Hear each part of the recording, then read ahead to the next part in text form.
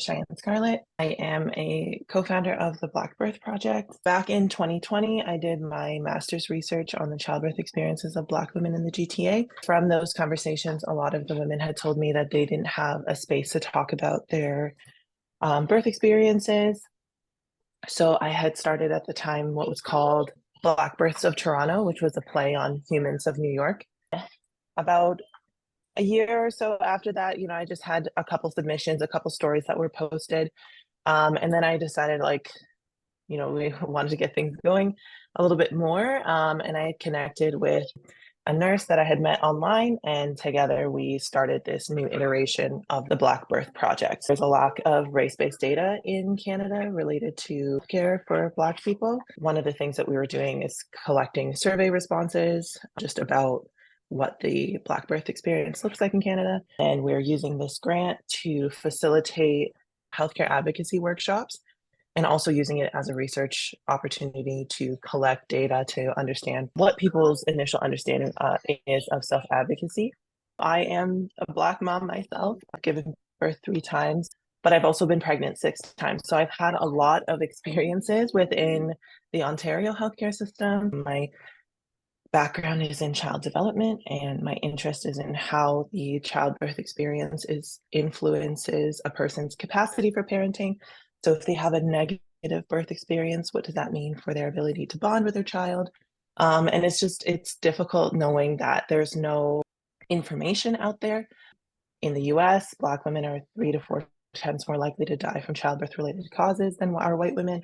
In the UK, it's 4 times, and in Canada, there's no number, like that number is not being tracked or collected. And at a government level, a policy level, no one is actually paying attention or tracking how big this issue is. We're focusing on supporting the community in protecting ourselves, and also hoping to educate providers in order to reduce harm, and also just working on building that community so that we can communicate with each other and say, hey, this happened with Dr. Smith, but Dr. Jones is really great, or whatever that looks like, just so that we're able to connect and come together to protect each other as well. Our plan was to have 50 people go through this workshop.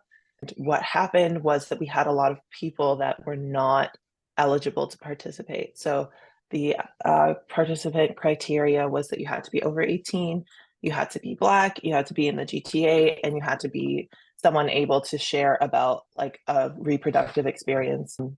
And we wanted to be inclusive to non-binary people and trans people, because we do want to get 50 people. We only got 8 through the first session because of the over flooding of ineligible people.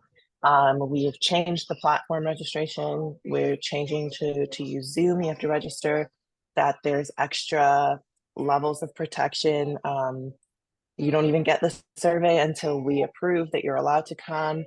We put in a how did you hear about us field, and only sent the link to our connections and our contacts, so that we knew it was by word of mouth.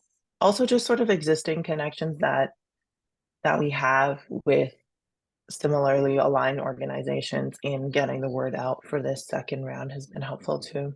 We want it to be a small sort of intimate focus group as well. But going forward, we have so many ideas, so many plans. I mentioned that this piece is more focusing on the patient side. We have tons of ideas for the provider side as well. So, more funding in the future is something that we're looking at. We're also sort of figuring out what our legal status is. Are we going to pursue nonprofit status or charity status, or what that looks like? And then also balancing how we can do that work and sort of sustain ourselves, because it's very difficult to pay yourself as a nonprofit and a charity. So trying to balance how are we going to support our community and also make sure that we have enough for ourselves too. But this grant has been really great to start to get that ball rolling for sure.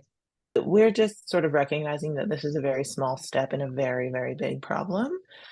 I think having this workshop be available to people, even for these 50 people that we're going to help, they're able to share with their their sisters and their aunts and their nieces about about advocacy skills and tools and resources, I think will be a small step.